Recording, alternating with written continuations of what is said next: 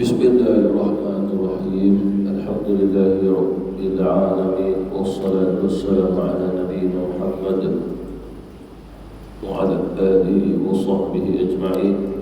Asyhadu an la ilaha illallah wahdahu la syarika lah wa asyhadu anna Muhammadan 'abduhu wa rasuluhu wa huwa habibuhu wa safiyyuhu wa khaliluhu. Amma ba'd.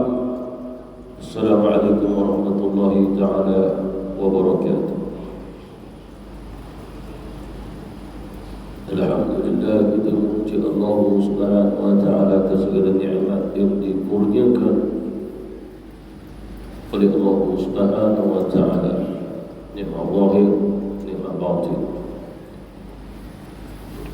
dan nikmat daripada ilmu Islam, dan segala nikmat yang telah diberi oleh Allah Subhanahu wa ta'ala tidak lain melainkan untuk kita kembali kepada pencipta kita, iaitu Allah yang memberi nikmat. Oleh kerana itu nikmat ini diberi oleh Allah tidak pernah terpadam, tidak pernah berhenti, agar begitu juga dalam jiwa dan hati kita tidak pernah padam dan berhenti untuk ada hubungan dengan Allah Subhanahu wa ta'ala. Kedudukan maqamat ataupun kedudukan harga yang tertinggi pada hatinya adalah sentiasa merasai Allah Subhanahu wa ta'ala berada di hadapannya. Tetapi bukan pada hakikat Allah Subhanahu wa ta'ala betul adalah di hadapan kita, tapi maksudnya adalah apa pada permulaan kehidupannya, duduk bangunnya, amalnya sentiasa dengan Allah Subhanahu wa ta'ala. Dan hendaklah kita ketahui bahawasanya tidak ada satu ilmu yang menyebabkan kita mengenal Allah Subhanahu wa ta'ala melainkan ilmu yang datang daripada baginda Rasulullah sallallahu alaihi wasallam. Dan lebih-lebih lagi ilmu itu dikaitkan dengan tauqifi. Maksudnya ilmu tauqifi ini adalah satu ilmu yang Allah Subhanahu wa ta'ala beri kepada baginda Rasulullah sallallahu alaihi wasallam, lalu Nabi sampaikan kepada kita. Apabila telah sampai kepada kita, kita tidak menguranginya, tidak menukar tambah.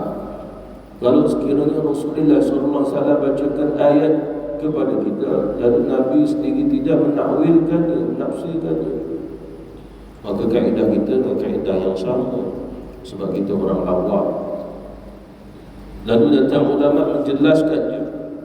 Jadi penjelasan itu diambil sebagai penambahan ilmu, tetapi pada usulnya tidak dikurangi, tidak ditambah. Hanya menjelaskan sesuatu daripada apa yang telah sampai kepada kita melalui sabdaan baginda Rasulullah sallallahu alaihi wasallam. Oleh kerana itu ilmu kita perlu ambil pada ahlinya, disebabkan Allah Subhanahu wa ta'ala telah memberi amanah akan ilmu itu kepada ahli-ahlinya, kepada orang yang dipilih oleh Allah Subhanahu wa ta'ala dalam menyampaikan dan mengajar agar umat baginda Rasulullah SAW. Dan tidak lain itu adalah para alim ulama. Al-ulama warasatul anbiya. Itulah para alim ulama itu, ilmu mereka mewarisi ilmu para nabi-nabi. Ini dikaitkan juga adalah ilmu para rasul yang disebut sebagai samawi, ilmu yang daripada langit, maknanya ilmu Allah Subhanahu wa ta'ala beri kepada baginda Rasulullah sallallahu alaihi wasallam, dan termasuk juga ilmu-ilmu yang telah Allah Subhanahu wa ta'ala beri kepada para nabi, para rasul yang terdahulu.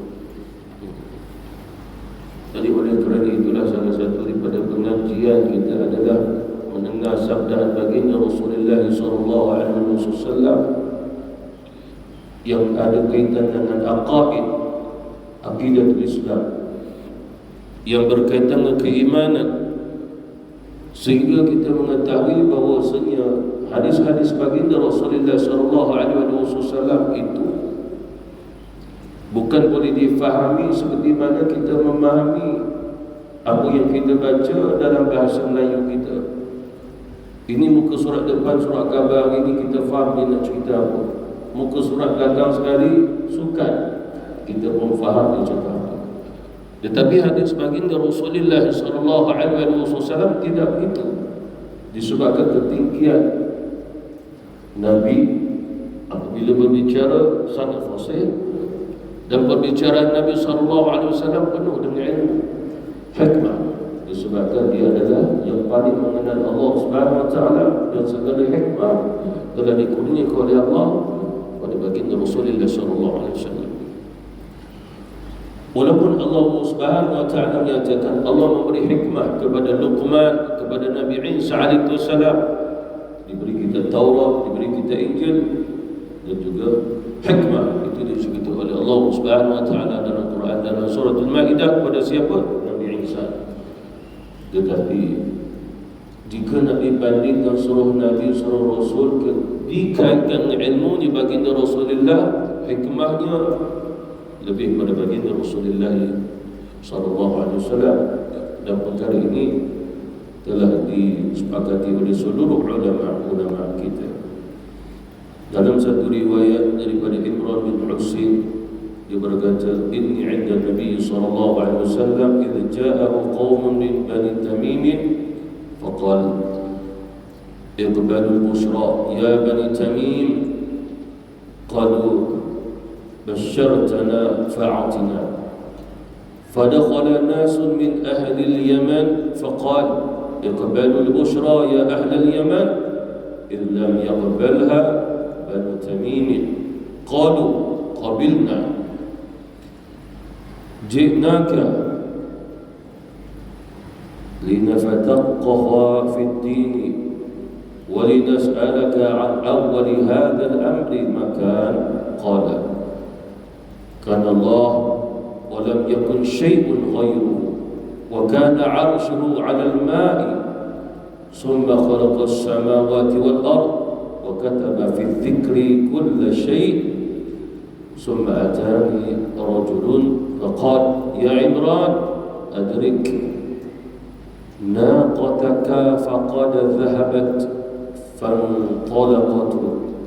فانطلقت أطلبها، فإذا السراب ينقطع دونها، ويم الله لوددت أنها قد ذهبت ولم أقل.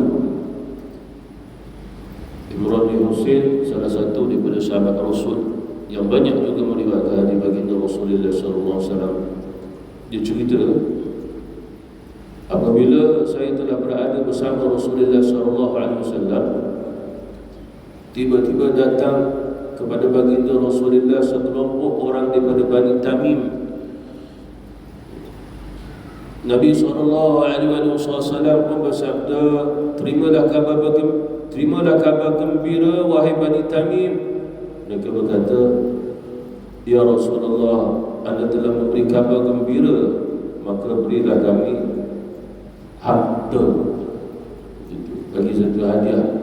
Makna menunjukkan bahawa si Bani Tamim ini bukan sekadar kegembiraan di lidah, mereka nak kegembiraan kalau boleh diberi harta. Macam orang nak kahwin, cinta saja tak cukup, mesti ada duit nak bagi mas kahwin. Ini bagi mas kahwin pun tak ada duitnya, RM30, RM60 pun.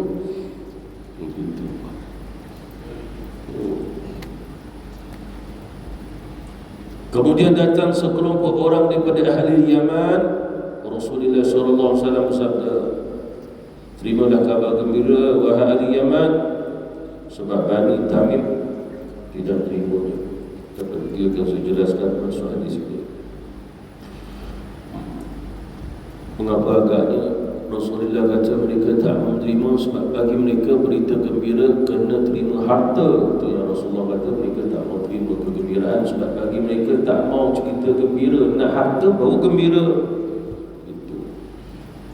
Mereka menjawab, kami menerimanya ya Rasul, kami datang kepadamu ya Rasul untuk mempelajari agama Islam, dan kami hendak bertanya tentang awal penciptaan. Apakah yang telah dicipta oleh Allah Subhanahu wa taala? Di sini ada dua kabilah Bani Tamim, satu lagi daripada ahli Yaman, memang daripada Yaman. Bani Tamim dia di kawasan tidak jauh daripada antara Mekah dan juga Madinah.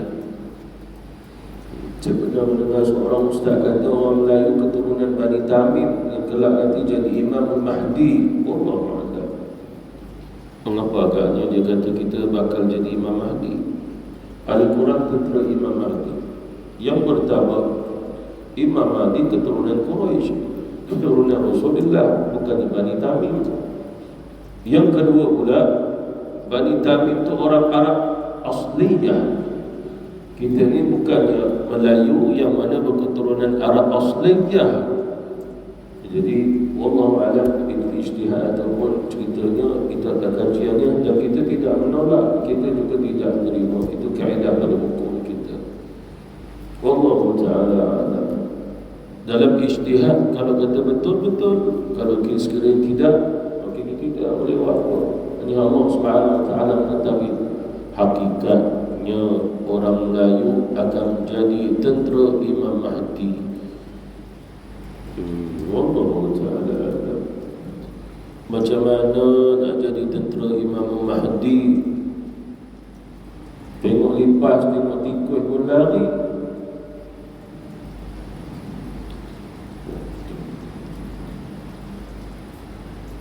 Lalu Rasulullah SAW pun jawab, tak kala mana pertanyaan orang itu bukan pertanyaan biasa. Mereka bertanya kepada baginda Rasulullah SAW, an awwali hadzal amr makan. Kalau diterjemahkan, ya Rasulullah, kami nak tanya tentang awal penciptaan. Maknanya makhluk apa yang awal dicipta oleh Allah dan ada kaitan dengan Allah. Kan itu menunjukkan ada kaitan dengan Allah. Bukan nak cerita tiba-tibanya makhluk ini telah wujud seperti mana telah wujudnya Allah, tidak. Tapi nak tahu bahawasanya Allah menciptakan. Cuma apa yang permulaan daripada makhluk yang dicipta oleh Allah. Cuma Rasulullah seorang Nabi, seorang Rasul. Apabila Rasulullah sallallahu alaihi wasallam dia menjawab, jawapan Nabi akan pecah kepada tiga bahagian. Yang pertama, aqaid akidah. Yang kedua, berkaitan dengan syari'iyah. Itu dulu. Syari'iyah ni lebih pada hukum akal. Yang pertama akidah, al-iman. Yang kedua hukum akal berkaitan amal-amal dalam Islam. Yang ketiga, apabila Rasulullah SAW jawab satu-satu persoalan adalah untuk membatalkan apa yang pernah difikirkan mereka sekiranya salah pemikiran itu. Disebabkan apa? Sebab kalau Rasulullah dah jawab tetapi dia belum membatalkan yang salah yang bertentangan, tak guna juga. Disuruh iman, kata ulama, mahu tak mahu kita kena beriman pada kemukjizatan Rasulullah SAW. Apa buktinya kita kena beriman pada mukjizat Nabi? Allah sendiri membenarkan Nabi dalam Quran. Adakah kita beriman pada Quran? Beriman. Allah membenarkan Nabi, maka kita kena benarkan Nabi. Allah Subhanahu wa ta'ala yang memberi mukjizat kepada Nabi, lalu kita kena beriman dengan mukjizat tersebut. Mukjizat yang kekal sampai hari ini adalah Al-Quran itu sendiri. Itu mukjizat. Lalu Rasulullah SAW pun bersabda, kana Allah wa lam yakun syai'un ghairuhu. Ini yang saya sebutkan tadi. Apabila Rasulullah menjawab, Nabi kaitan akidah dulu, agar akidah orang yang tanya para sahabat kuat akidah. Disebabkan seperti mana yang telah saya cerita sebelum ini, ada saja orang telah masuk Islam, hijrah bersama Nabi di Madinah, sampai beberapa tahun minta izin dengan Nabi nak balik ke Mekah. Sekejap dia Nabi tanya, apa urusan kamu untuk balik ke Mekah? Ya Rasul, setiap tahun kami akan pergi sumpah. Ada Tuhan kami dekat Bukit Sofa. Lalu Rasul, tahun ni tahunnya kami nak pergi. Rasulullah jawab, subhanallah, kamu masih belum mengenal Allah Subhanahu wa ta'ala. Bukankah Allah Subhanahu wa ta'ala wahid, ahad, lam yalid wa lam yulad wa lam yakul lahu kufuwan ahad. Maknanya ada dorongan atas keturunan. Nak jaga sebab amalan keturunan tadi, keluarga dia, kabilah dia, sanggup nak pergi sembah adanya berhala di Bukit Sofa. Apa maksudnya di sini? Begitulah Rasulullah diuji dengan orang-orang yang belum lagi benar-benar memahami Islam, apatah lagi mereka beriman. Oleh kerana itulah dia sudah aqidatul Islam bagi orang awam, orang biasa, sama ada zaman Nabi sampai akhir zaman, mereka tidak wajib untuk mengenal dalil Quran, hadis, tidak wajib, taklid saja. Apa maksud taklid? Ulama kata ini terima saja, jangan ingkar, jangan tolak. Itu maksud taklid. Mana taklid dengan apa yang difatwakan oleh ulama-ulama tersebut, itu taklid. Jangan jadi sebagai macam orang hari ini. Bila ulama kita ditanya, mereka jawab, bangun di ujung sana, apa dalilnya? Wah, bagi orang awam tidak memerlukan dalil. Kalau sekiranya dia mahu dalil, dia jangan duduk dalam majlis tu, dia dah jadi orang alim. Orang awam tak perlu dalil disebabkan wajib bagi mereka taklid. Sebab dalil tidak wajib bagi orang awam. Kalau dijelaskan dengan dalil, sebab dalil itu memerlukan dengan kedalaman ilmu di sudut bahasa Arabnya, usulnya, kawaidnya dan macam-macam cabang ilmu, sampai 70 cabang ilmu dari Islam. Lalu kalau dijelaskan 10 cabang saja, adakah orang tu boleh rekod tu semua? Kalau ulama tu menjawab dalil hadis ini riwayatnya, kedudukan status hadis ini, lalu dia kata, cuba ulang balik saya, apa yang saya sebut dalil yang saya telah baca. Maaf yang saya tak cantik. Itulah bangainya orang-orang awam yang tak sepatutnya wajib bagi dia taklid, disebabkan dalilnya adalah datang orang Badui, ya Rasulullah, aku telah Islam. Apa yang belum buat ya Rasul? Solat. Lagi ya Rasul? Puasa Ramadan. Lagi ya Rasul? Zakat. Lagi ya Rasul? Haji, umrah. Sekali semua itu. Yang lain-lain ya Rasul, segala sunat je lah. Solat sunat, puasa sunat. Ya Rasul, aku tidak akan tambah, aku tidak akan kurang. Dia pun pergi amal itu. Dia tak belajar lain dengan Rasul. Dia tak belajar seperti mana yang soalan ni. Dia tak belajar, ya Rasulullah, adakah bila kita solat kena baca surah Al-Fatihah? Dia tak belajar itu. Tapi dia tahu dah solat kena buat macam mana, baca apa. Dari itu kata ulama, itulah dalil yang mu'tamad dan sudah akidah orang awam kena jadi macam orang Arab Badui itu je. Seperti mana contoh soalan yang ditanya oleh sahabat ini, ya Rasulullah, apakah dalilnya Allah menciptakan alam ini? Tidak ditanya demikian, dia tak tanya dalil. Dan Rasulullah SAW pun tak jawab dengan dalil Quran juga. Jadi tak jawab. Mengapa agaknya? Sebab yang bertanya orang-orang biasa yang awam. Lalu Rasulullah SAW bersabda, "Kana Allah wa lam yakun syai'un ghairuhu." Pada mulanya hanya ada Allah Subhanahu wa taala. Nanti saya akan syarahkan di sini. Tidak ada pun sesuatu selain daripada Allah. Maknanya dia sudah usul akidah mengajar kita tentang sifat wujud dan kidamnya Allah Subhanahu wa taala. Allah telah ada tanpa permulaan. Wa kana 'arshuhu 'ala al-ma'. Dan arasy Allah Subhanahu wa taala itu berada di atas air. Maksud arasy adalah makhluk yang diciptakan oleh Allah Subhanahu wa taala.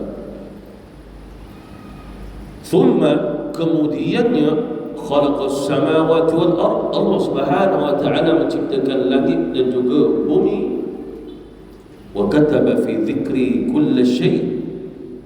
Kemudian Allah Subhanahu wa taala menuliskan segala sesuatu di zikr, kata ulama, di lauhil mahfuz. Kemudian pula seseorang datang kepada Imran bin Husain, lalu dia pun berkata, ya Imran, itu untamu dah lari, pergi kejar, pergi. Lalu kata Imran bin Husain, aku pun pergilah cari unta. ternyata disebabkan dengan angin-angin yang meniup di tengah padang pasir itu, pasir pun naik-naik, aku dah tak nampak unta. Lalu aku tak pergi kejar. Lalu ke mana dia pergi? Kembali ke Rasul dalam majlis Rasulullah SAW. Demi Allah, aku berharap membiarkannya saja pergi, biarlah dia pergi. Dan aku tidak akan pergi kejar cari unta tu, kerana aku nak bersama Rasulullah dalam majlis ini, majlis ilmu ini. Sebagai riwayat mengatakan di luar majlis Rasulullah tu adanya angin yang bertiup, lalu berterbangan akan pasir-pasir. Bila dia tengok, tak payahlah, biarlah unta tu pergi. Mungkin dia mencari makmur, biarkan dia. Biarkan dia. Aku lebih molek diriku duduk dengan Rasulullah SAW. Jadi nanti saya akan syarahkan mengapa Imran bin Husain berlakukan demikian.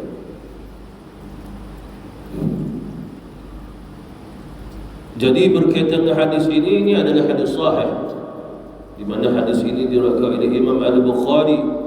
Hanya ada beberapa matan hadis, tetapi masih dalam kategori hadis yang sahih. Dalam hadis ini, walaupun satu hadis, kita dengar banyak pembelajaran hikmah yang dapat kita ambil. Yang pertama, hadis ini dah menjadi satu dalil. Dalil tentang apa? Iaitulah kalau berkaitan dengan aqaid, akidah, keharusan bagi kita untuk bertanya kepada ahli.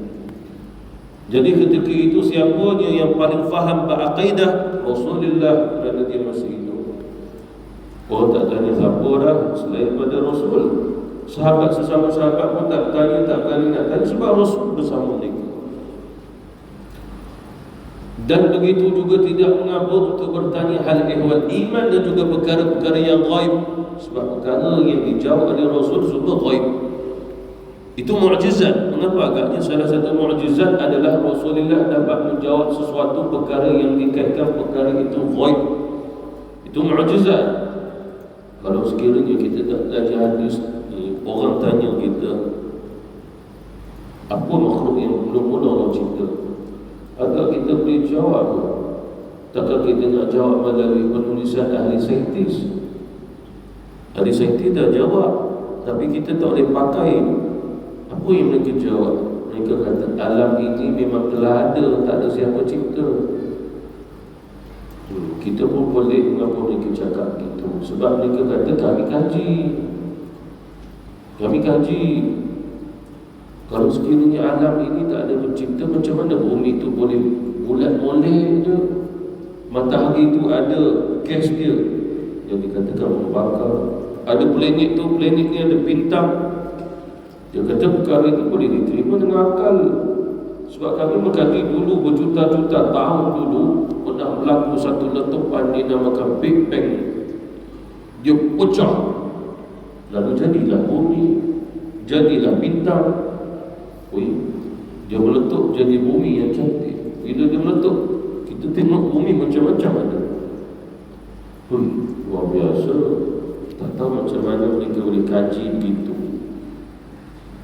Dengan letupan begitu, jadi yang cantik-cantik.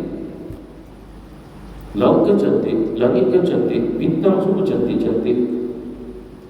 Dan mereka kata tak ada siapa pun yang mencipta dia. Dia pusing saja, dia pusing sini, dia meletup. Kita kata pergi ambil mercun, cucuk ke hidung, tengok meletup, tengok hidung macam mana. Cantik lah betul. Dia kata logik, kita jawab logik. Pergi ambil bom, lepas tu letupkan kereta. Lepas tu tengok, lepas tu kereta tu jadi cantik tak lepas dia letup. Jadi dia kata bila meletup cantik alam ni. Sebab dia nak kata tak ada pencipta. Memang telah ada. Pencipta ni Tuhan cerita lain daripada. Jadi kita tak boleh nak terima itu. Itu yang pertama. Yang kedua pula, hadis ini memberi galakan bahawasanya belajar ilmu itu jauh lebih baik berbanding amal-amal yang lain. Seperti mana kata Rasulullah kepada Abi Dzar, "Ya Abi Dzar, kalau sekiranya kau pergi belajar satu ayat Quran, itu lebih baik pada solat sunat 100 rakaat. Ya Abi Dzar, kau pergi belajar satu bab ilmu, itu lebih baik daripada solat sunat 1000 rakaat." Kata Rasulullah SAW, mana menunjukkan bahawa menuntut ilmu itu antara daripada amalan dan ibadah yang terbaik. Dan begitu juga dalam hadis ini memberi satu dalil bahawasanya digalakkan bagi orang tak tahu tetapi nak tahu agar bertanya. Hanya saja pertanyaan mesti bermula dengan niat. Kenapa nak tanya? Sebab kita tengok orang akhir zaman ni, kadang-kadang dia bertanya dia nak kenakan ustaz tu, ataupun dia nak tanya dengan niat nak berdebat dengan ustaz tu. Dia ada dah jawapan, saja nak tanya. Ini orang-orang busuk hati sebenarnya, tidak berakhlak dan beradab. Ada juga orang yang telah bertanya lalu telah dijawab, tak terima jawapan itu. Jadi jangan begitu. Seseorang bertanya kerana nak menambah ilmu, seperti mana kisah para malaikat Allah. Allah kata, aku nak jadikan khalifah di atas muka bumi. Gambaran khalifah buat mereka adalah jenis satu makhluk yang akan duduk tinggal di bumi. Tapi sebelum ini ada juga makhluknya yang telah buat kerosakan sampai membunuh-bunuh sesama mereka. Lalu para malaikat bertanya, ataj'alu fiha man yufsidu fiha wa yasfiku dima? Ya Allah, kenapa kau nak cipta lagi khalifah tak kala mana mereka ni dulu buat kerosakan di bumi? Makna bumi ni memang cantik, mereka buat rosak. Begitu juga sampai mereka hasad, dengki sehingga membunuh sesama mereka, menumpahkan dalam mana membunuh, berperang. Lalu pertanyaan malaikat, adakah dia memprotes Allah Subhanahu wa taala? Jawapannya tidak. Tetapi pertanyaan malaikat adalah untuk menambah ilmu, pengetahuan daripada apa yang mereka tak tahu pada hakikatnya. Seperti mana contoh seorang guru hari itu mengajar bab fiqh. Mazhab Hanafi ini fatwanya, mazhab Maliki ini fatwanya, mazhab Syafi'i ini fatwanya, Hanbali ini fatwanya. Dari sudut hadis ini khilaf. Baru seorang pelajar bertanya, wahai guru, saya nak bertanya mengapa dalam Islam ini perlukan ini jawapan, ini fatwa, semua beza-beza, ini khilaf, kenapa tak ada satu jawapannya? Adakah soalan pelajar tadi memprotes apa yang dikatakan oleh gurunya? Tidak, sebab dia tak tahu tu, dia tanya sebab dia tahu. Itu tidak mengapa. Tapi bila guru telah menjelaskan adanya khilaf ini disebabkan sekian, lalu saya tak terima lah, kalau saya tak terima lah jawapan dia. Ini bukan pelajar dan ini syaitan agaknya. Mengapa? Sebab dikiaskan hadis Rasulullah SAW. Nabi kata, akan datang kepada kamu tanya soalan, kamu jawab dia betulkan. Kalau salah, kalau sekiranya kamu jawab, dia kata ya, saya mahu bertanya, siapa cipta dunia ini? Allah, betul. Siapa cipta langit? Allah, betul. Siapa cipta manusia? Allah, betul. Maknanya apa? Dia tanya, lepas tu dia menjawab betul. Maknanya dia memang kata, memang dia dah tahu, cuma dia nak pusing. Siapa cipta Allah? Lalu kata Rasulullah, kamu sebut amantu billah, aku beriman kepada Allah. Nabi kata pergi, itu adalah syaitan. Syaitan boleh tengok, kan syaitan manusia pun ada. Kata Rasulullah SAW, Nabi kata diam, jangan jawab, kerana berkaitan dengan akidah. Disebabkan bila orang tu marah dengan soalan itu, dia akan membalas, dia akan membahas. Mengapa awak tanya soalan macam ni? Allah Subhanahu wa taala memang telah wujud, telah ada. Takkan itu Allah awak tak tahu? Waktu dia bahaya ke mana dalil? Dia memang nak seronok berbahas setan ni. Padahal dia memang dah sesat. Dia nak sesat orang.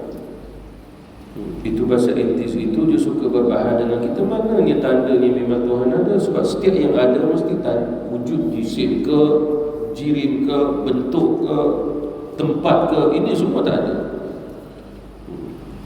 Bagi orang yang lemah akal, dia kata betul tak?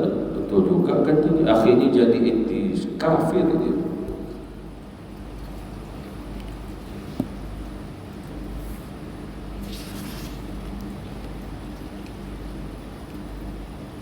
Dan yang perlu kita ketahui lagi tentang hadis Imran bin Husain ini mengandungi pengajaran bahawasanya bertanya dan juga mengkaji tentang apa yang pernah dicipta oleh Allah Subhanahu Wa Taala ini dah masyru', termasuk perkara yang diharuskan pada syarak.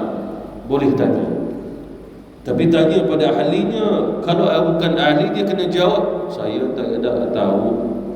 Awak tersilap tanya. Awak tersilap tanya, saya bukan ahli agama, saya guru berenang je. Lepas tu tanya orang lain, awak tersilap, bukan saya guru agama, saya guru tari menari. Jadi oleh kerana itu tanya pada ahlinya, nanti dia jawab. Berkaitan dengan hadis ini, masyru' tanya orang alim.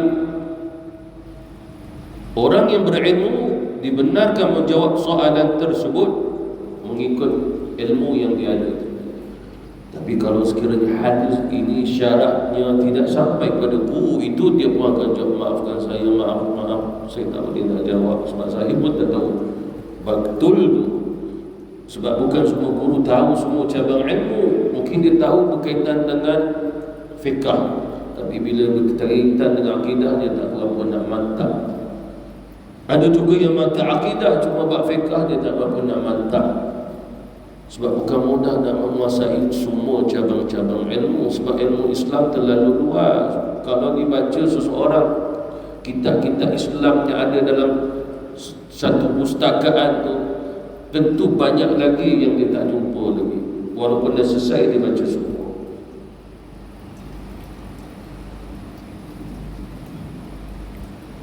Walaupun begitu, kata ulama, seorang alim mesti betul-betul alim barulah jawab, disebabkan berkaitan akidah dan iman. Mengapa agaknya? Disebabkan kalau sekiranya tersilap dijawab hal ihwal iman, bahaya pada akidah. Bahaya pada akidah. Seperti mana contoh, seseorang yang baca hadis Sahih Bukhari, jumpa hadis ni, lalu dia akan jawab berdasarkan hadis tapi tanpa syarah dan kawaid, kaedah dalam menjelaskan hadis ni. Habis. Disebabkan hadis berkaitan aqaid, akidah mesti melalui kaedahnya. Lebih-lebih lagi hadis tu berkaitan dengan sifat Allah, berkaitan dengan hadis-hadis yang mutasyabihat, yang memang bukan semua ulama boleh jawab. Bahkan ulama kalau jawab, bukan dia yang jawab, yang ambil jawapan ulama yang lain dia sampaikan saja. Sekiranya dia bimbang orang yang bertanya itu akan terjerumus pada keraguan ataupun kurang faham, maka dia boleh tidak menjelaskannya. Jawab saja, wallahu a'lam. Mengapa agaknya dikhawatirkan kalau dia jawab? Sebab soalannya agak tinggi sebenarnya. Lalu kalau dia jawab dengan ketinggian ilmu juga, dia pula tak faham. Dia hendaklah melarang dan menjauhkannya daripada soalan seperti itu. Memang dalam kaedah akidatul Islam termasuklah tentang soal jawab agama sekalipun. Oleh kerana itu ada ulama kita walaupun ahli fatwa tak mau jawab. Mengapa agaknya? Sebab apabila dia menjawabnya, dikhawatirkan orang itu semakin ragu dengan soalan yang ditanyakan, sedangkan dia memang dalam keraguan. Lalu siapa nak jawab untuk dia? Kalau sekiranya tidak menjawab, makin ragu berarti dia. Lalu kata ulama, bukan tidak mahu jawab, tetapi memerlukan masa untuk disesuaikan dengan keadaan orang itu. itu ditangguhkan jawabnya. Selain daripada itu, masuk daripada hadis ini faedahnya adalah seperti mana kata Imran bin Husain, sahabat Rasulullah sallallahu alaihi wasallam, dia kata apa?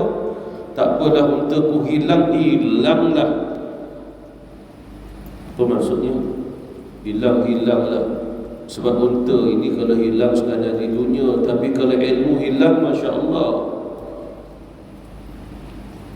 Unta kalau hilang tak apa, tapi kalau Rasulullah dah wafat, tak sempat belajar dengan Nabi, menyesal semua hidup. Dicarinya unta, lalu tak dapat belajar dengan Rasulullah pun wafatkan satu penyesalan yang besar. Itu sehingga kata ulama, ini menjadi dalil bahawasanya keharusan melepaskan harta benda dunia kerana mempelajari ilmu pengetahuan agama. Itu cerita dunia lah, tak apalah nak pergi-pergilah. Tapi ini berkaitan ilmu yang keluar daripada lidah Rasul, aku nak dengar semuanya agar tidak menyesal di akhirat. Mungkin tak bercerita, tak cari unta, menyesal di atas dunia, tapi tidak dia menyesal di akhirat. Kalau sekiranya mencari unta dan menemuinya, tak menyesal, dia gembira.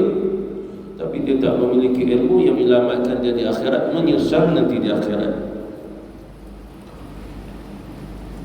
Dan kembali balik pada hadis yang kita pelajari ini, hadis Imran bin Husain ini juga menjelaskan salah satu daripada sifat utama yang dimiliki oleh Allah, seperti mana yang telah disebut oleh baginda Rasulullah, kana Allah wa lam yakun syai'un ghairu. Allah Subhanahu wa taala telah wujud, ada, maksudnya tanpa ada permulaan, dia memang telah ada dan telah adanya Allah, dan tidak ada siapa bersama Allah. Makna menunjukkan bahawasanya tidak ada yang qadim juga bersama Allah. Memang tidak ada makhluk bersama Allah. Yang telah ada, telah wujud Allah tanpa permulaan. Ada sesiapa lagi dengan Allah? Tidak ada. Ini menunjukkan apa? Ini tanda wujudnya Allah tanpa permulaan, wujudnya Allah tanpa ada penyebab, wujudnya Allah tanpa ada pencipta. Kalau dikatakan ada sebab munasabah, mana boleh dikatakan Allah pernah tak ada dengan sebab, maka dia ada. Kalau dikatakan bahawasanya Allah wujud dengan yang menciptakannya, maka wujud pencipta tu. Kalau dikatakan yang lain, Allah Subhanahu wa taala menciptakan dirinya, yang mana dia pernah tak ada, dia cipta diri dia sendiri. Itu yang Rasulullah menjawab, kana Allah maksudnya adalah adapun Allah memang telah ada, makna sedia ada tanpa permulaan. Dan ini menunjukkan bahawasanya dengan dalil yang ini, Allah Subhanahu wa taala itu bersifat dengan Al-Qadim. Dan Al-Qadim salah satu daripada nama Allah Subhanahu wa taala. Seperti mana yang telah dijelaskan oleh ulama, innahul mawjudul ladzi laysa liwujudihi ibtida'un wal mawjudul ladzi lam yazal. Makna qadim adalah wujud yang tidak ada permulaan bagi kewujudannya, iaitu wujud yang selalu ada dengan sentiasa. Makna telah ada tanpa permulaan, tanpa ada yang menciptakannya, ataupun dia menciptakan dirinya sendiri, ataupun wujud kerana ada sebab-sebab lain. Maknanya Allah Subhanahu wa taala memang telah wujud, maka tidak ada kaitan sebab. Macam kita, wujudnya kita ada sebab daripada mak dan ayah kita. Allah Subhanahu wa taala wujud, jadi tidak ada kaitan dengan sebab dia wujud. Sebagaimana tiada permulaan bagi wujudnya Allah Subhanahu wa taala, maka begitu juga tidak ada pengakhiran bagi wujudnya Allah. Makna tidak ada kesudahan. Makna wujud lagi azali, qidam lagi ajali, qadim lagi azali. Maksudnya telah adanya Allah tanpa permulaan dan tanpa ada kesudahan. Sesuatu yang wujud tanpa sebab luaran, maka wujudnya akan berterusan tanda ada sebab luaran yang akan mengakhirinya. Maksudnya apa? Kalau ada selain daripada Allah Subhanahu wa taala, maka maka yang ada tadi boleh menunjukkan usianya, berapa lama kehidupan dia. Seperti mana Allah Subhanahu Wa Taala telah ada, tidak ada kaitan perjalanan Allah sejak dia ada, adanya waktu, adanya masa, adanya zaman. Oleh kerana itu jangan ditanya berapa usia Allah. Sewaktu Allah Subhanahu Wa Taala telah ada, sebelum dicipta makhluk, agak berapa lama usia itu? Berapa ribu tahun, juta tahun? Bagaimana nak jawabnya sedangkan Allah belum menciptakan masa? Jadi jangan ditanya yang itu yang maksud yang telah dijelaskan dalam hadis. Ada juga ulama ditanya begitu pun Allah tak jawab. Kerana soalan itu tak perlu ditanya. Lalu kena didik dia, tarbiyah dia, ajar dia ilmu sesuatu yang lebih baik untuk dia fahami, agar dia tidak bertanya lagi soalan macam itu. Seperti mana contoh, dia bertanya, macam mana Allah boleh ada? Ulama kita jawab, tak jawab. Kenapa agaknya? Tak perlu dengan jawapan, baik kita ajar dia asas-asas akidah, agar apabila dia memahaminya, pasti dia akan terfikir, aku tak patut nak tanya tu. Ya Allah Ta'ala kat mana? Dia buat apa sekarang ni? Kalau sekiranya oleh kerana itu ulama kita pun tak mau jawab disebabkan apa? Sebab dia belum faham. Dia ajar asas-asas agama. Nanti bila dia dah faham, baru dia akan kata, betul lah tak patut aku tanya Allah Subhanahu Wa Taala di mana, sedangkan Allah wujud, tidak ada kaitan dengan tempat. Dan dia dah faham. Itu yang mengapa ulama kita tak jawab. Dan apabila kita mengetahui Allah Subhanahu Wa Taala itu memang telah ada tanpa permulaan, tidak ada kesudahan, maka di situlah menunjukkan sifat baqa, kekalnya Allah Subhanahu Wa Taala. Bahkan salah satu nama Allah Al-Baqi, Maha Kekal. Itu salah satu daripada Asmaul Husna Allah Subhanahu Wa Taala, Maha Kekal. Tidak berubah pada zat Allah Subhanahu Wa Taala, walaupun dicipta apa sekalipun, Allah tidak pernah berubah apapun. Jadi hari ini menjelaskan bahawasanya semua selain daripada Allah Subhanahu Wa Taala adalah makhluk, disebut hadis baharu. Allah Subhanahu Wa Taala menciptakan dan mewujudkan mereka di mana sebelum itu mereka adama, memang tidak ada. Mustahil Allah menciptakan sesuatu yang telah ada. Memang Nabi pun kata tidak ada siapa dengan Allah. Lalu dikatakan selain pada Allah ada juga yang antara makhluk. Itu yang kita tolak apabila mengatakan kalau dia sendiri percaya Allah wujud, ada tanpa permulaan, dia mengakui. Cuma ada selain pada Allah Subhanahu Wa Taala yang wujud sama tanpa permulaan, cuma dia bukan Tuhan. Bila ada seseorang mengatakan demikian, kita tolak. Itu falsafah ini. Ibn Sina, Al-Farabi, Ibn Taymiyah, dia berpegang dia. Jadi kita tak boleh pegang itu.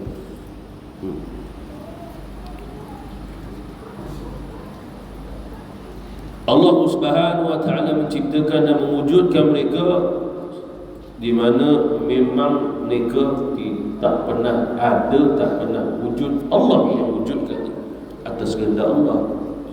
Bila adanya kehendak Allah, maka di situlah adanya iradah, kehendak. Mustahil Allah Subhanahu Wa Taala menciptakan alam tanpa kehendak. Mustahil. Kata ulama, apa yang telah dicipta oleh Allah, yang diadakan oleh Allah atas kehendak dia.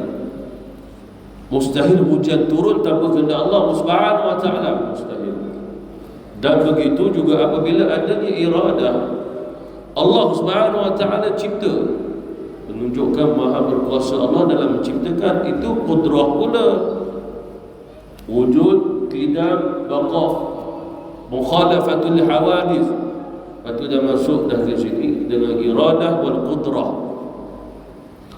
Seperti mana firman Allah Subhanahu Wa Taala, dzalikumullahu rabbukum khaliqu kulli syai'in la ilaha illahu fa anna tufakun. Demikian itulah Allah Subhanahu Wa Taala, Tuhan kamu yang telah menciptakan segala sesuatu.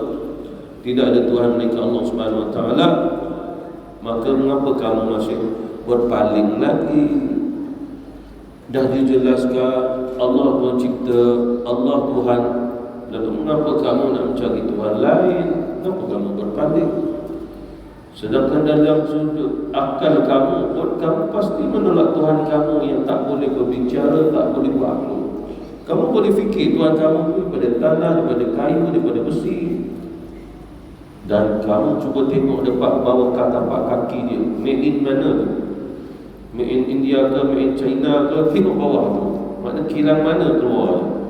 Takkan itu Tuhan yang kamu sembah? Dalam hadis Rasulullah sallallahu alaihi wasallam ini, Nabi mengatakan, setelah daripada Nabi katakan Allah wa lam yakun syai'un ghairu, Nabi menyebut wa kana 'arshuhu 'alal ma'. Nabi sebut tentang arash di atas air. Hanya ulama-ulama kita khilaf. Nabi memulai menyebut arash, lepas tu ada kaitan dengan air. Tetapi antara arash dengan air mana dulu? Cuma dikaitkan dengan hadis yang lain. Nabi kata antara makhluk yang awal dicipta oleh Allah adalah qalam. Itulah khilaf ulama. Ada ulama menyatakan yang mula-mula Allah cipta adalah air dulu, lepas tu arash. Arash tu letak atas air. Ada ulama kata yang mula-mula Allah Subhanahu wa taala cipta qalam. Ulama khilaf dalam hal itu. Hanya Allah Subhanahu wa taala yang mengetahui mana yang paling awal. Apa itu arash? Kalau dibahasakan terjemahan kita, arash itu seperti mana singgah sana, sebab ada kaitan dengan ayat Quran. Sebab dalam surah Yusuf ada cerita arash. Apa maksudnya? Singgah sana, istana, mahligai ataupun apa yang ada yang dimiliki oleh Nabi Yusuf. Dalam surah itu cerita Nabi Yusuf membawa kedua ibu bapanya naik ke atas arash. Maksudnya adalah mahligai istananya Yusuf. Itu cerita dalam surah Yusuf. Bahkan dalam Quran, begitu juga dalam hadis Rasulullah sallallahu alaihi wasallam telah menjelaskan arash itu makhluk, bukan bersifat qadim. Dia makhluk yang dicipta oleh Allah Subhanahu wa taala, dan dia juga berjisim. Cuma jisimnya sangat-sangat besar, dipikul oleh beberapa orang malaikat. Bahkan Allah Subhanahu wa taala menciptakan akan arash itu sebagai kiblat bagi penduduk di langit, dan mereka akan bertawaf di sekitarnya, di sekelilingnya, sebagaimana Kaabah adalah kiblat bagi penduduk bumi. Dalam satu riwayat mengatakan bahawa arash Allah Subhanahu wa taala itu dipikul oleh 4 orang malaikat yang sangat besar. Cuma apabila pada hari kiamat Allah Subhanahu wa taala perintah 4 lagi, maka akan jadi 8 semuanya. Kita tidak boleh membayangkan perkara tersebut, tapi itu yang akan berlaku sebab ada kaitan dengan ayat Quran Al-Karim. Wajib beriman. Dan selain dikatakan arash antara makhluk yang awal, arash juga adalah makhluk yang paling besar sekali. Itu disabitkan daripada apa yang dipandang, yang dikaitkan oleh ulama daripada kitab Allah dan juga hadis Nabi. Walaupun begitu, hakikatnya hanya diketahui oleh Allah Subhanahu wa taala. Dia sangat tinggi, tempatnya sangat luas dan sangat indah. Seperti mana juga disebutkan oleh ulama tafsir, arash adalah ibarat kubah yang menjadi atap bagi semua makhluk. Berapa luasnya ke alam ini, alam semesta, hanya diketahui oleh Allah Subhanahu wa taala, tapi lebih luasnya arash itu sendiri. Alam semesta ni dah terlalu luas, tetapi lagi luasnya, lagi besarnya arash Allah Subhanahu wa taala. Langit, bumi, jutaannya planet, bintang-bintang, semua berada di bawah arash Allah Subhanahu wa taala. Dan ibarat seperti mana lampu-lampu kecil saja yang melayang-layang, yang bergerak-gerak, yang dikaitkan dengan bumbung rumah yang tinggi, yang besar. Besar mana pun planet yang pernah dicipta oleh Allah Subhanahu wa taala, yang mana besarnya beribu kali ganda pada bumi, bila dibandingkan dengan arash, dibandingkan seperti mana satu titik daripada seluruh alam semesta saja. Alam semesta berapa luas? Cuma kan satu titik dia.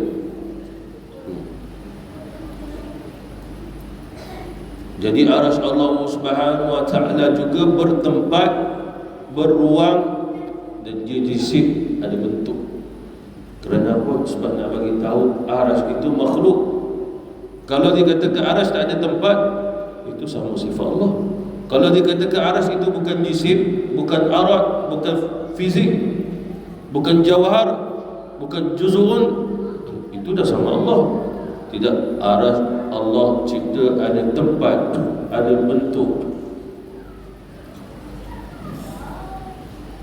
Seperti mana firman Allah Subhanahu wa taala, Ar-Rahmanu 'alal 'arsy istawa. Allah Subhanahu wa taala yang Maha Pengasih di atas aras istawa. Istawa ni kata ulama bukan Allah Subhanahu wa taala duduk bersemayam di atas aras, tetapi menunjukkan pada menguasai, maknanya isti'la. Itu satu penjelasan yang nanti saya akan jelaskan. Hanya saja adalah hadis Rasulullah sallallahu alaihi wasallam mengkaitkan juga adalah hadis yang sama-sama kita baca tadi, tidak lain melainkan dia berkaitan dengan aqaid juga akidah. Mengapa agaknya? Sebab Rasulullah sallallahu alaihi wasallam telah menerangkan hanya Allah saja yang ada wujud, qidam, baqa, mukhalafatul hawadis. Begitu juga dikaitkan dengan qudrah wal iradah. Walaupun hanya sekadar jawapan Nabi, kana Allah wa lam yakun syai'un ghairuhu. Lalu Rasulullah sallallahu alaihi wasallam pun sebut setelahnya Allah Subhanahu wa taala cipta aras, dia letak air. Lalu sebagai ulama kata Allah terlebih dahulu cipta air, lalu dicipta aras, letak air. Itu khilaf ulama. Hanya Allah Subhanahu wa taala kata seterusnya Allah menciptakan langit dan juga bumi. Apa maksudnya? Nak menunjukkan Rasulullah nak bagi tahu Allah Subhanahu wa taala lah menciptanya. Mengapanya?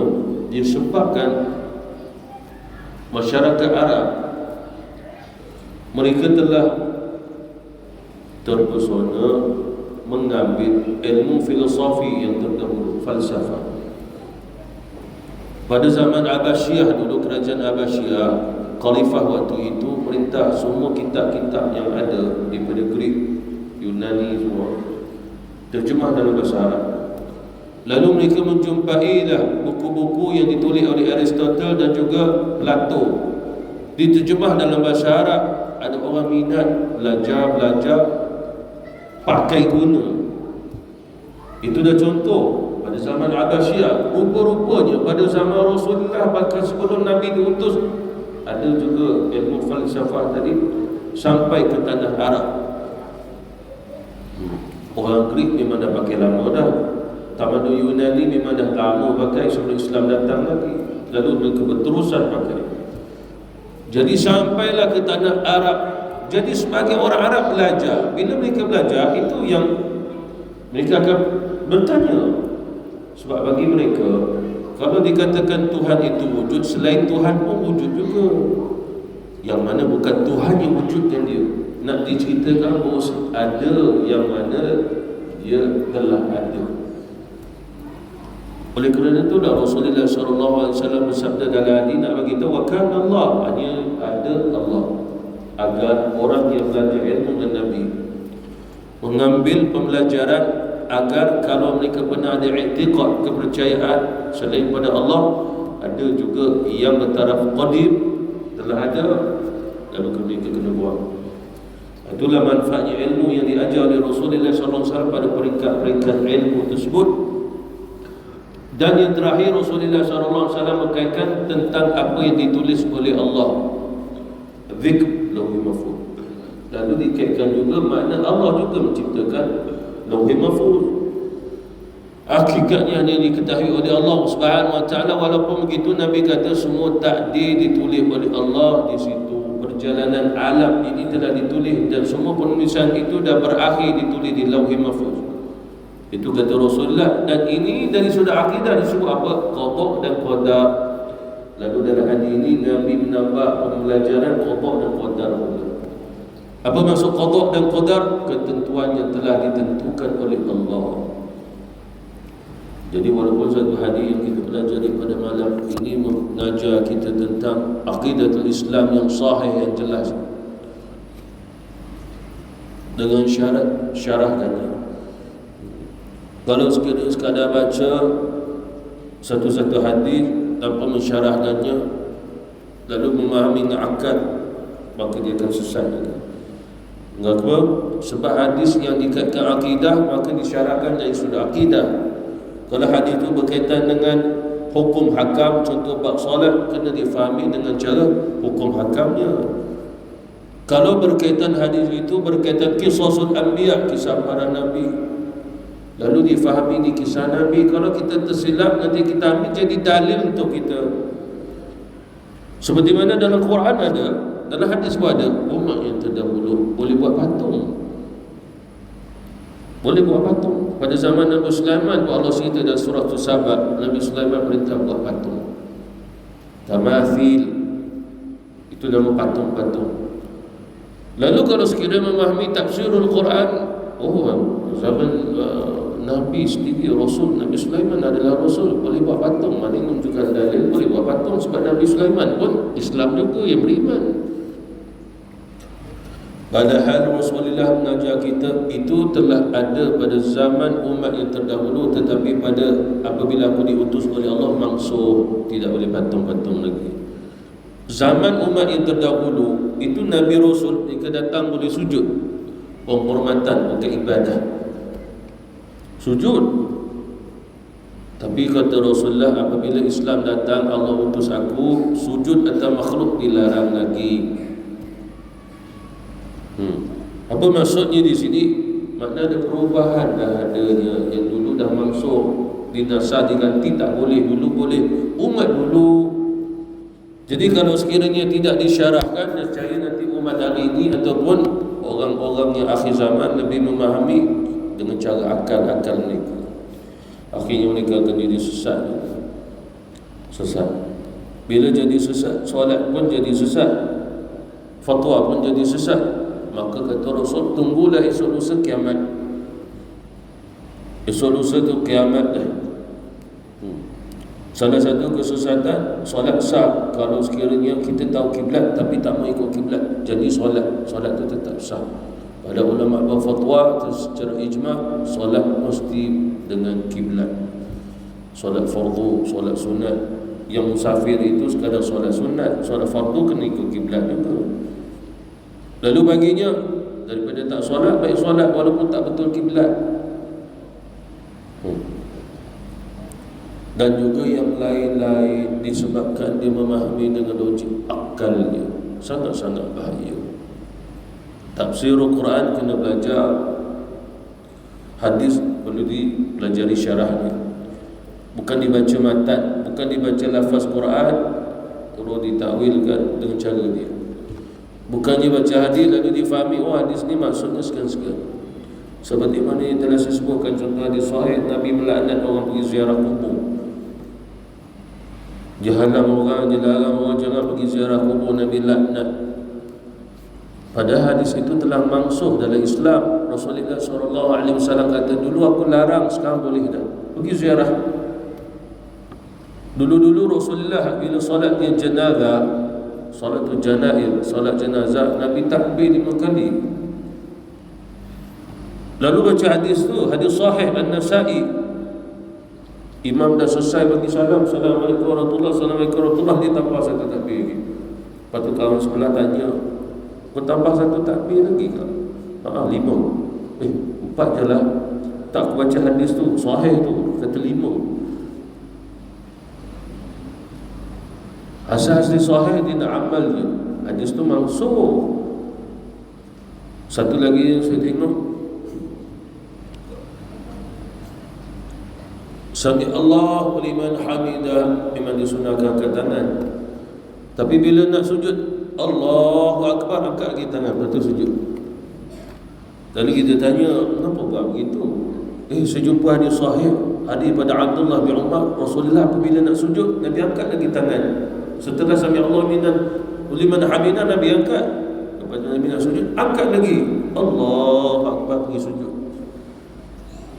Awak dapat mana hadisnya? Ini hadis sahih dalam kitab sekian-sekian. Lalu awak amal, saya amal. Pada hadis itu pun mansuh. Hadisnya telah mansuh bahawa Rasulullah tidak lagi bila nak sujud, Nabi angkat tangan lagi. Dia angkat tangan pada Sami Allah liman hamidah. Jadi itulah salah satu contoh. Kalau walaupun kitab tu hadis sahih kita beli, tapi kita baca niat nak amal, tapi tanpa melalui ilmu dan syarahnya, jadilah begitu. Dia akan menemui jugalah yang ada dia akan amal dengan cara-cara dia begitu, padahal tidak boleh diamalkan lagi maksud. Lepas tu dia akan tanya, kalau dah maksud, kenapa Imam Bukhari sebut dalam ni, Imam Muslim sebut? Janganlah tulis dalam kitab hadis. Kena tulislah, sebab masuknya kitab Jami'us Sahih adalah hadis-hadis yang betul sahih, yang Nabi benar sabda. Maksud kitab hadis adalah apa yang pernah disabdakan Nabi. Maksud boleh amal tak boleh amal, ulama jelaskan. Bukannya kamu faham itu. Wallahu ta'ala. Wabillahi taufiq wal hidayah. Wassalamualaikum warahmatullahi taala wabarakatuh.